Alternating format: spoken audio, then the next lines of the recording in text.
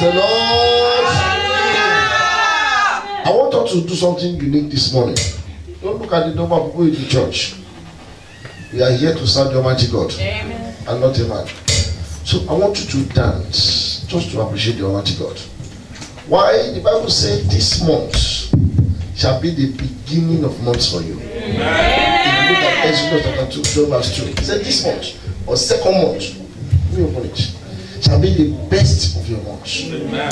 So that means what you have been long awaited for in this month of February, by the time we click on the date of 28, that shall be delivered to your hands. In the name of Jesus. I always say this thing, but it will come to pass. Whether the devil likes it or not, in Jesus' name. So as you want to dance when that thing comes, I want us to dance this morning. Just for a few minutes, then we'll go to the message and we'll pray. Then we'll leave the Holy Spirit to do what he wants to do. In the name of Jesus. Amen.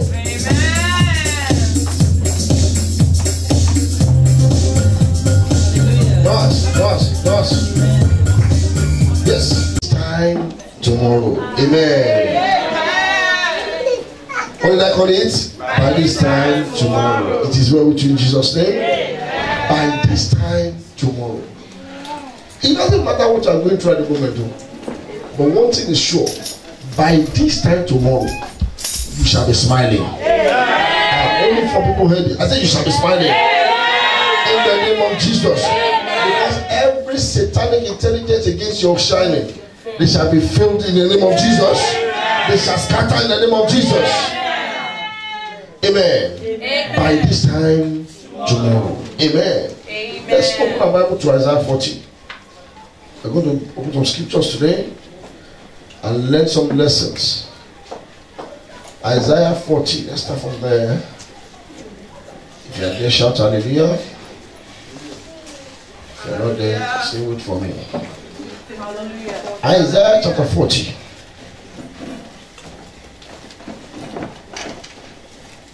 Amen. Amen.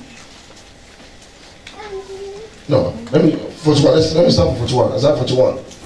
Isaiah 41, verse 13. I'll be jumping some scriptures and we'll move to the main thing, that by this time tomorrow. He said, verse 13, for I, the Lord God, will hold your right hand. Amen.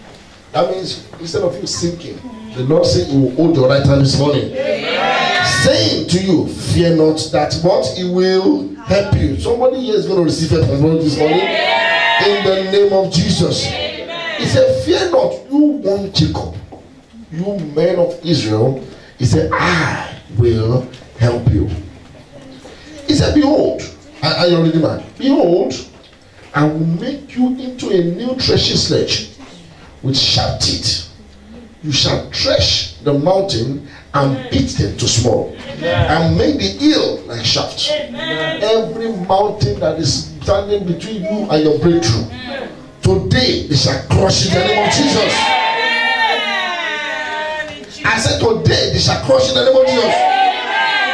Look at what happened in verse 20 of that same scripture. He said that they may see. That's number one. After saying and know. Can you see that one in your Bible? Number two, and consider. That's the one. Number three, and understand together. 4 things. So people will see the glory of God in you. Amen. They will know that you serve a living God. Amen. They will consider serving your God. Amen. And they will understand that the Lord Almighty reigneth. That will be your story in the name of Jesus. Amen. He said they will do those things together, that the hand of the Lord has done this. So there's something they will see in you. They will know about you. They will consider about you. And they will understand about you that the hand of the Lord must have done this. That this is not natural. This is not what people can do. But the hand of the Lord has done it. And what? And the only one of Israel has created you. I'm praying for somebody here today. By this time tomorrow, these 4 things that we have mentioned this morning shall happen in your life in the name of Jesus. By this time tomorrow. But let me tell you what I want to say about tomorrow. God's tomorrow is not our own tomorrow. We need to wait patiently to God's time. Put your Bible to Second Peter. 2 Peter. 2 Peter. 2 Peter chapter 3. Verse 8. If you're there, shout hallelujah. 2 Peter chapter 3, verse 8. He said, but beloved, do not forget one thing, that 1,000 years and 1,000 years is as one day. The woman with the issue of blood carried a blood issue for 12 years. 12 solid years. But this kind of message that by this time tomorrow will change. But that was a day in that man's life. This man got to a point, in this woman, that man's life, she made up her mind that how will people see? How will people know? How will people consider? How will people understand that I have a God? She touched the hem of this man, Jesus' garment, and that day, the 12 years affliction ceased. I'm praying for you today. Every bitterness in your soul, every affliction in your life, after saying a solid amen to this prayer, they shall expire by fire. In the name of Jesus. They shall expire by fire. In the name of Jesus. So what is tomorrow? So tomorrow might not be my own tomorrow. You need to understand that. He said you have to wait patiently for the Almighty God. Your tomorrow, don't just say, since it doesn't happen tomorrow, this picture is a lie. I said, you heard it just now. Something verse 8. He said, for 1,000 years is like a day before the Almighty God. It's like everybody going on the bus. When you get to your bus stop, what do? You get off. That is your own tomorrow. Some people have been designed that by this time tomorrow, when is my own tomorrow? Let's open our Bibles to a case study of some people, and we need to learn a lesson from today. In 2 Kings, 2 Kings, verse 7. 2 Kings, verse 7. Yes, I'm sorry, chapter 7, sorry. 2 Kings, chapter 7, verse 1. 2 Kings, chapter 7, verse 1. Amen. Are we there? Yes. Then I read. He said, then Elisha said something. Here is the word of the Lord. Thus saith the Lord, that about this time tomorrow, a seah of fine flour shall be sold for what? A shekel. And 2 seahs of barley for a shekel at the gate of Samaria. For that man to have used that statement, that means that thing is not possible according to what they can see in the physical. But he has seen beyond the natural. That it doesn't mean, I mean, in dryness for years. And a man doubted it. We're going to read the story. He said he must do so, an officer, not an ordinary person. So the fact that you are a minister or a worker in the church, don't doubt God. Just believe in God. So I'm disappointed that people are not in church today to understand that God has a purpose for them. It is a disaster, the way I say things, for you to sleep in church on Sunday, at home on Sunday. It's a disaster. I don't understand. The very first day I landed in this country was on a Thursday, but that was 2003, and I said to on Sunday, the family that came to pick me up, and I left like 8 o'clock, they were not awake. 9, they were not awake. I woke up, dressed up. I said, Uncle, I will not go to church. I said, this is London. They don't go to church. Don't go to. I said, don't go to church. If it's the Church of Christ, I must worship God today. I said, when you say there's no church, don't go to. God is not in respect of any place. People are sleeping. But let me tell you, their life is in ruin today. I'm not boasting. Their life is in ruin. Because the enemy knows that the only place you can see refuge is the house of the Lord. And there will be discouragement. Do you think that they say they are sharing cars in church and text message that goes since Monday? That they will be sharing cars for everybody that will be present? That Richard Branson has made up his mind that he will be in MFM Blacking today to share cars. People will be full in the church. But what we are receiving is more than power. Let's let's make it sad. People are just interested in what they receive from God. They don't want to do anything for the Almighty God. Let us go out of our way. By the grace of God, Monday to Friday, I'm always busy. I made up my mind I will go to church twice in a week. During the week, at least twice. Then on Saturday in the morning, I must be in church till late. I'm not doing this to impress any pastor, but I'm building a house for myself in future. Every sacrifice you make in the house of the Lord like this, you are building your future. Because one day, the Lord will remember and say, my son, my daughter, must have done this out of convenience. You've done this for me, then I will do this for you. So it is so sad to see people not in church today. I pray God will forgive them in Jesus' name. Amen. So an officer, verse 2, on whose hand the king leaned the answer to the man of God and said, look, if the Lord will make windows in heaven, could this thing be? And he said, you shall see it with your eyes, but you shall not eat out of it. That was a big cost from the man of God. You shall see it with your eyes. You will not eat. Why? Because just believe. You know, it doesn't cost you anything. Just believe what the man of God said. That's what I'm saying to you today. Before the 28th of February, your story will change for better. Amen. In the name of Jesus. Amen. Now, verse 3. Now, there were 4 leprous men at the entrance of the gate. And they said to one another, listen to this. Why are we sitting here until we die? If we say we will enter the city, there's famine in the city. If we say we shall die, and if we sit here, we also die. Now therefore, come, let us surrender to the armies of the Syrians. If they keep us alive, then we shall live.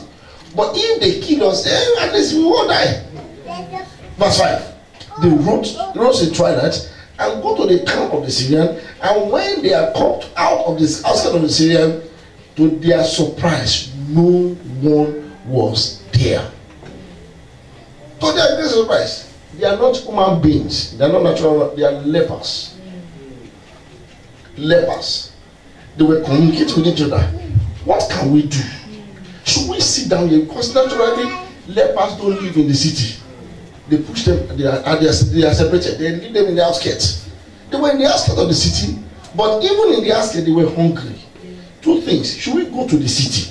If we go there, they will kill us. If we stay there, hunger will kill us. I think the end product is death. What do? Let us go into the city. At least if we eat, we can still eat and have some belly food before we enter heaven. If heaven is their destination, whatever the case. But let us just eat something before we die. And they took a bold step. That is what many Christians are missing today. They don't want to get out of their comfort zone. They are too comfortable in it. Okay, no. This is they are too comfortable. Let us try as much as possible. Go out of our way. Look at what God does. God has prepared a great thing for these people. But they don't understand. Do you know that through this leper, if you read the story down, God made the whole nation floods of food.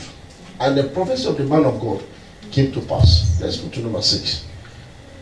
For the Lord had caused the army of Syria to hear a noise of chariots, and the noise of horses, and the noise of great armies. So they said to one another, look, the king of Israel had against us, the kings of Israel and the king of Egyptians, and attacked us. I pray for somebody here today. Your enemy will hear a strange noise.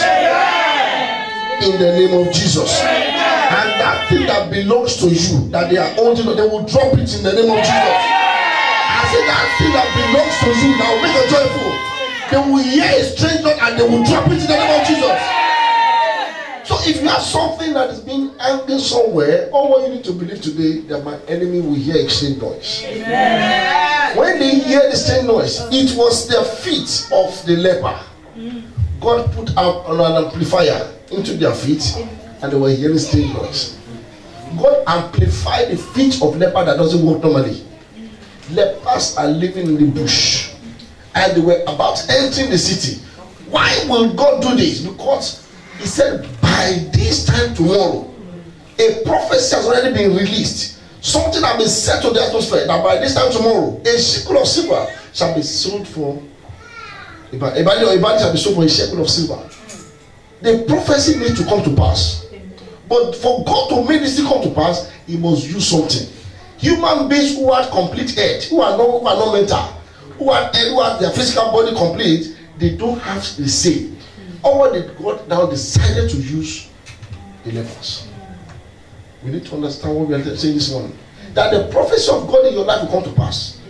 But something has to happen for that prophecy to come to pass. But you have a role to play. You have to make a move. If God should ask you a question, what is your effect? Why do you want to prove to me that I need to change the story? What will you say?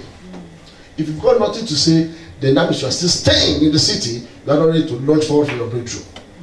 So we need to understand this story. Let's go on. In verse 7, they arose and fled in that Jordan and left the camp and their tent and their horses and their donkeys, and they fled for their lives. That's how your enemy will run away in the name of Jesus. Verse 8, and when these lepers came to the outskirts of the camp, they went into the tent and ate and drank and carried it silver, gold, clothing, and went in them. And in verse 8, then they came back and entered another tent and carried some for all, some also, and also eat it. Verse 9, and they said to one another, why are we not doing the right thing? They open up to each other. We are not doing the right thing. This day is the day of good news. I'm praying for somebody today. Today will be your own day of good news in Jesus' name. I said today will be a day of your good news in the name of Jesus. It doesn't matter the level you are. It doesn't matter what you are passing through. Your day of good news has finally come. In the name of Jesus. And we remain silent. Why are we keeping quiet? Now, do you know that lepers on a normal day, like I said, people don't want to associate with them. But God has placed something in their heart, in their life, that will make them announce to the whole nation that something is happening somewhere. I'm praying for you today. It doesn't matter the present condition you are. The Lord Almighty, which is the God of Jeshurun, who rises in them for our help, will place some idea into your brain, will place some idea into your hand, that will make the whole world gather together to celebrate Jesus your life. In the name of Jesus. The man that owns wedding tree doesn't have two heads. He has only one, just like my own. The only difference is that he's white and black. But God is for every one of us. So the idea you need, just one idea that will change the whole society. This man has these two lepers, they've got the key to feed the whole nation. Let's go on. In verse 9 and then verse 10. And so they went out and called the gatekeepers. They couldn't enter the city. They told the gatekeeper of the city and told them, saying, we went to the Syrian camp and surprisingly, somebody will receive a surprise this morning in Jesus' name. No one was there and no man sounds. Only horses and donkeys and the tide and the tent are intact. And the gatekeeper called out. Then they couldn't enter. The gatekeeper called out and called everybody. Told the king and the household inside. So they said to each other, they arose at night and said to his servant, let me now tell you what the Syrians have done. They know that they were very hungry. Therefore they had gone out of the camp. Can you see people still doubting God? Even after the people have eaten and kept so many things, they were still doubting God. They said they know that they were very hungry. Therefore they have gone out of the camp and eat themselves, saying, when they come out of the city, we shall catch them alive and get out of the city. Can you see people? God has given you breakthrough. The leper who has been forgotten now brought the good news for you. I'm sure they must have brought some pieces of gold and silver. When they brought it for them, they say, you don't understand. Lepers, you don't have brain. You don't think. These people have gathered some people. They've gone to eat themselves somewhere so as to capture us together. Look at what God did in verse 13. And one of the servants said to them, I said, please let several men take 5 remains of horses and left in the city. Look, they may either become like all the multitude of Israel, and let it be it, or indeed I say they may become like all the multitude. What are you talking about at that point? You know, I will say something about what the people will see, they will consider, they will know, and they will understand. People have seen the lepers. They considering their idea that there's food somewhere, and they want to understand that how must have done this, and God now manifested himself. I'm praying for you again. The Lord will manifest himself in your life in the name of Jesus. The Bible says, surely there is an end for every sorrow, and your expectation shall not be cut short. He said so. He said these people have been going through so many things, dryness in their lives, but one day, the day the good news came, their story changed. Today your story will change. What are the lessons from this leper before we start praying this morning? Number 1, they were in dilemma. Many people today, they don't know what to do at a certain point in their life. Should I proceed? Should I step down? Should I move forward? Should I go back? They were in dilemma. They don't know what to do. At this point, the Lord must have spoken to them that after their discussion, you must just move forward. They agreed together to move forward. Today, you might be resting in your spirit. God, why am I going through all these things? Why are things not happening to me? They were very sick. These people were very sick. They were separated from people. And they were famine in lands. And yet, after all these things, they made up their mind that they were going to go. So I'm just telling you, if we are in a dilemma today, you need one thing, which is Holy Spirit. That's what we learned today in Bible studies. You need the Holy Spirit to tell you, move, don't move. And one thing about the Holy Spirit, He will tell you everything that is right. He will never mislead you. Though what He asks you to do might not be pleasant, but once you take that step, you will see the end results. That is how the Holy Spirit guides. So these people were in dilemma. So when you find yourself in a dilemma situation, ask God, God, forgive me all my sins. I need you to talk to me about this case. I don't want to take the wrong step. Guide me through. And once God hears that with your genuine heart, then He will now tell you, just take this move. But many of us are still doubting God, even after those people have spoken. So many of us will go to pastors and say, Pastor, please pray for me. What did you see? Pastor doesn't need to see anyone. He said, I will pour my spirit upon all flesh. Not just pastors, not all ministers. All flesh. They are there to guide us. Fine, I'm not doubting that fact. They are there to help us out. But once they declare God, you are the one is your problem. Tell God, face God. I say, God, I just need something. You need to say something. In your dreams, God will just show you, my son, do this. You might wake up like this with a scripture, and that will be the answer to your problem. But if you don't communicate with God, if you put all your trust and confidence in man, at the end of the day, you end up disappointed. So they were in dilemma, which is going on today. Till today, many people are walking in confusion. They don't know what to do. But people are disturbed for lack of knowledge. What is the knowledge you need? You need to understand that God, what do you want me to do at this point? Myself and my wife, we got a point in our life, we needed somebody to talk to us. And we need to really take some steps. But we were so confused. We were so scared. We don't know what we want to do. We don't even know how to share with. You don't know who your confidence might be. It might be your friend. How would they do it? How would they take it? Now I said, God, you must just say something. You must just do something. Because you can feel, you know that sometimes in our life, we are feeling that there's a problem ahead of us. We are having a feeling that you don't know where the problem is coming from. You are praying against it, but that thing will come, but it will not harm you if you have taken the right step.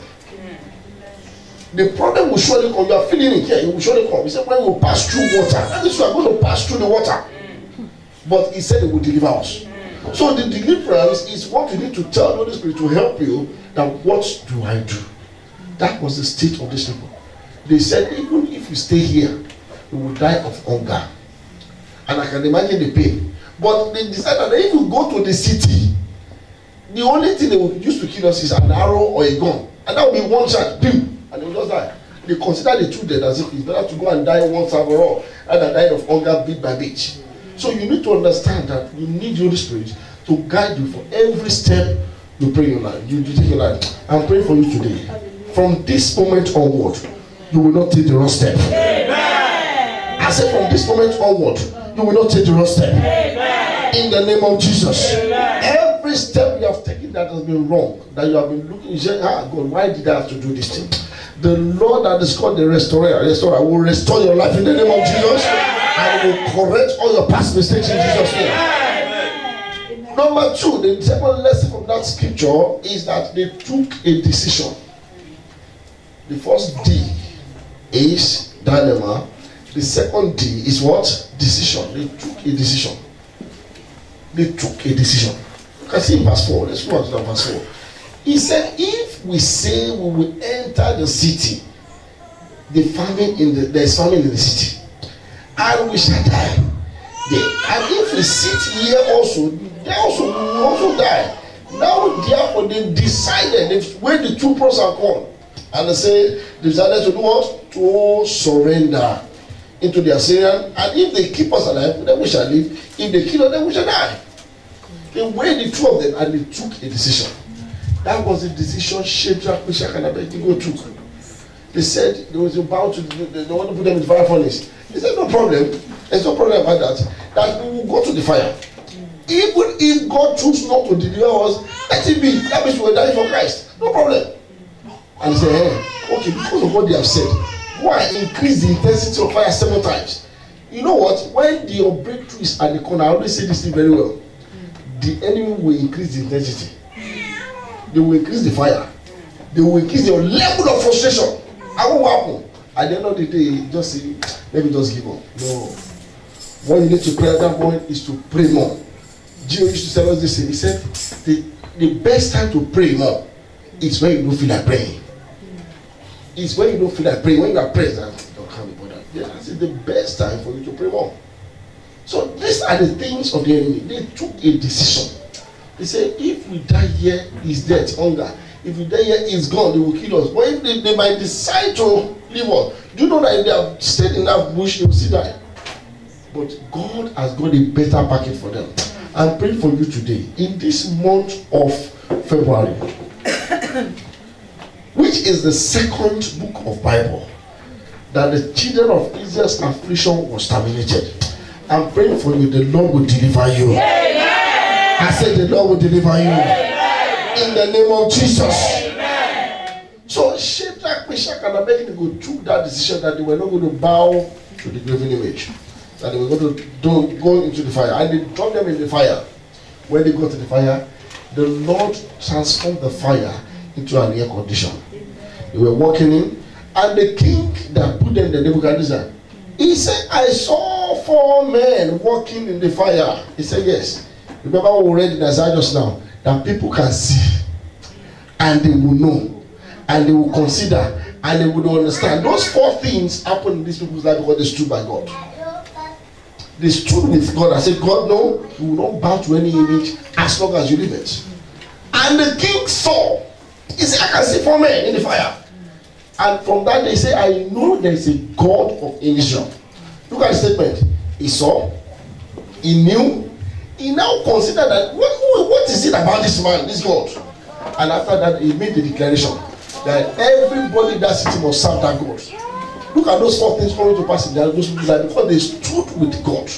There will be pressure in our life that want us to consider the other area. Let us stand with God and make up your mind. No, I won't do that.